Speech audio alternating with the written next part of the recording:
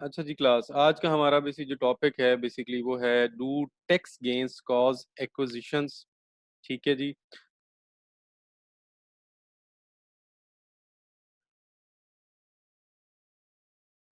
इसका जवाब जो है वो मिक्स है।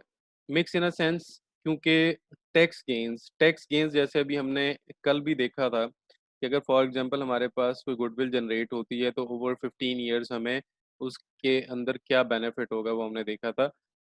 जितनी भी एक्विजिशंस होंगी उसमें goodwill is one of the factor जो कि आपके इंटेंजिबल एसेट्स है।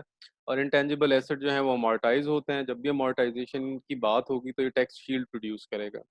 टैक्स शील्ड प्रोड्यूस करेगा मींस आपको टैक्स सेविंग होगी। अगर आपको टैक्स सेविंग होती है that means it can be one of the source कि आप एक्विजिशंस और मर्जर की तरफ जाएं। ठीक है। लेकिन इसके एविडेंसेस ना काफी कम है, कोई इतने ज्यादा एविडेंसेस नहीं है। जो मेन एविडेंसेस हैं या जो मेन इसके सोर्स हैं जिसकी वजह से एक्विजिशंस या मर्जर्स होते हैं वो बेसिकली लीवरेज बाय आउट और मैनेजमेंट बाय आउट, इसको एलबीओज और एमबीओज बोलते हैं। लेवरेज हम लोगों ने पढ़ी है, अभी आप लोगों को याद हो, तीन तरह की लेवरेज होती है। पहले को हम ऑपरेटिंग लेवरेज कहते हैं, दूसरे को हम फाइनेंशियल लेवरेज कहते हैं और तीसरे को हम टोटल लेवरेज बोलते हैं। Leverage basically use of cost है। जब भी हम किसी कंपनी को परचेज करते हैं तो हम उसकी लाइबिलिटी को देखते हैं कि उसके ऊपर क्लेम्स कितने हैं। अगर हम उसको इस्तेमाल कर लेते हैं, यानी उसकी लाइबिलिटी परचेज कर लेते हैं और उसको इस्तेमाल करके बेनिफिट प्रोड्यूस करते हैं, तो इसका मतलब है हम उसकी लेवरेज बाय आउट कर रहे हैं। सेकंड तरीका कार है मैनेजमेंट बायआउट। मैनेजमेंट बायआउट के अंदर हम लोग क्या करते हैं, मैनेजमेंट बायआउट्स के अंदर हम लोग जो उसके मैनेजेरियल शेयर्स हैं उस पर्टिकुलर फर्म के, वो परचेज कर लेते हैं और उसके हम फिर मैनेजमेंट ऑनर बन जाते हैं और उस कंपनी को रन करना शुरू कर देते हैं। One of the cases in Pakistan is just like PTCL. PTCL जो है बेसिकली जब हमने सेल आउट किया था, इसको प्राइवेटाइज किया था, तो इसको एतसलात ने परचेज किया था। एतसलात ने इसके 26% मैनेजमेंट शेयर्स एक्वायर किए थे और आज भी वो 26% मैनेजरियल शेयर्स के ऊपर उस कंपनी को मैनेज कर रहे हैं। ठीक है। ये रीजंस हैं जिसकी वजह से एक्विजिशंस वगैरह होती हैं। ऑब्वियस सी बात है, in a long run tax shield जब भी गुडविल प्रोड्यूस होगी, टैक्स शील्ड प्रोड्यूस होगी और टैक्स शील्ड जो है वो हमारे लिए हमेशा बेनिफिशियल होगी। ठीक हो गया। नेक्स्ट जो हमारे पास मेथड ऑफ पेमेंट है। मेथड ऑफ पेमेंट का मतलब है कि आप जिस कंपनी को परचेज कर रहे हैं उसको किस तरीके से उसकी पेमेंट्स को करेंगे। ठीक है जी। अकॉर्डिंग टू दिस रिव्यू, ठीक है, 46% जो ट्रांजेक्शन हैं वो कैश के थ्रू होती हैं। कैश से क्या मुराद है कि जब भी आप एक कंपनी दूसरी कंपनी को परचेज करेगी, उस कंपनी के अंदर, ठीक है, उसकी ट्रांजैक्शन के 46% चांसेस हैं कि उसके शेयर होल्डर्स को पैसे मिलेंगे इन टर्म्स ऑफ कैश। यानी हम जो भी कंपनी परचेज कर रहे हैं हम उसको कैश बेसिस के ऊपर परचेज करेंगे। ठीक है। 30% जो है वो आपका स्टॉक है। यानी कि एक कंपनी जब दूसरे को परचेज करती है तो दे रेप्लीकेट, ठीक है, they replicate one company share with another share. यानी ए कंपनी जो एक्वायरर है और बी कंपनी जो एक्वायरी है उसको अपने शेयर से रिप्लेस कर देंगे। And there is 1% chance, 1% cases, सिर्फ 1% दुनिया में केसेस हैं जहां आपको ने देखा हो डेट इस्तेमाल किया हो, यानी जो ट्रांजैक्शन सेटलमेंट्स हैं वो डेट के थ्रू की गई हो। हाँ अलबत्ता there are 23% cases according to the review जहां हाइब्रिड स्ट्रक्चर यूज किया गया है। हाइब्रिड स्ट्रक्चर का क्या मतलब है, कैश और स्टॉक भी हो सकता है, ये कैश और डेट भी हो सकता है, ये स्टॉक और डेट भी हो सकता है। मींस हाइब्रिड स्ट्रक्चर के अंदर ये तीनों इस्तेमाल होंगे और हो सकता है इनके कॉम्बिनेशन इस्तेमाल हो। यानी कैश डेट भी हो सकता है, कैश स्टॉक भी हो सकता है, स्टॉक डेट भी हो सकता है और इवन ये कैश स्टॉक और डेट तीनों भी हो सकते हैं। तो मेथड ऑफ पेमेंट का मतलब है जब भी आपकी ट्रांजैक्शन होगी तो ट्रांजैक्शन सेटलमेंट लाजमी होगी, there will be no defer payments. Defer payments normally जो है ना क्या कहते हैं, इनसिक्योरिटी प्रोड्यूस करती है शेयर होल्डर्स के अंदर। तो लिहाजा डेट ऑफ सेटलमेंट इसकी लाजमी डिफाइन की जाती है। Date of contract and date of settlement जब भी आपके मर्जर और एक्विजिशन होते हैं, इन सूरत हाल के अंदर ये दोनों डेट्स लाजमी डिफाइन की जाती है so that there shall be no ambiguity in the transaction और शेयर होल्डर राइट्स को प्रोटेक्ट किया जा सके। मेथड ऑफ पेमेंट के बाद है जी प्रीमियम। प्रीमियम का रिव्यू बताते हैं। प्रीमियम, अच्छा यहाँ हम वैसे आसान अल्फाज में हम प्रीमियम डिफाइन कर सकते हैं। हम प्रीमियम कैसे डिफाइन करेंगे, हम कहते हैं जी premium. Let's say there's a share traded in market at 40 और इस कंपनी को जो दूसरी कंपनी परचेज करने जा रही है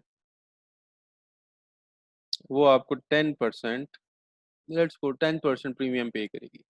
जब ट्रांजैक्शन सेटल होगी तो एट दैट टाइम जो शेयर होल्डर को रिसीव होंगे, शेयर होल्डर को एक तो 40 रुपीज़ रिसीव होंगे जो ऊपर हैं, प्लस 10% मतलब 4% इसको मिलेगा प्रीमियम, और ये कुल हुए 44। ठीक है। सो प्रीमियम का मतलब है कि आपको शेयर प्राइस भी मिलेगी, this is your share price, और ये शेयर प्राइस और उसके ऊपर 10% प्रीमियम है, तो ये 10% प्रीमियम है। टोटल जो शेयर होल्डर जो इस कंपनी का जिसको हम एक्वायर करने जा रहे हैं उसको जो मिलेंगे that would be equal to 44 rupees, because the latter amount is of premium. ठीक है। अच्छा, ये प्रीमियम नॉर्मली हम लोग पे इसलिए करते हैं because there are rights of the share holders, share holders के राइट्स हैं और उन राइट्स को प्रोटेक्ट करने के लिए हम उनको प्रीमियम पे किया जाता है। क्योंकि देखें एक कंपनी ख़त्म होने जा रही है क्योंकि वो किसी और कंपनी, कोई और कंपनी उसको एक्वायर कर रही है। जब वो एक्वायर कर रही है that that means in that case आपको उस शेयर होल्डर को कुछ ना कुछ देना पड़ेगा। जो देना पड़ेगा that would be above the cost of the share. Share इस वक्त आपका 40 रुपए का है एंड लेटर ऑन इसके ऊपर जो भी प्रीमियम होगा वो कैलकुलेट करके उसको दे दिया जाएगा।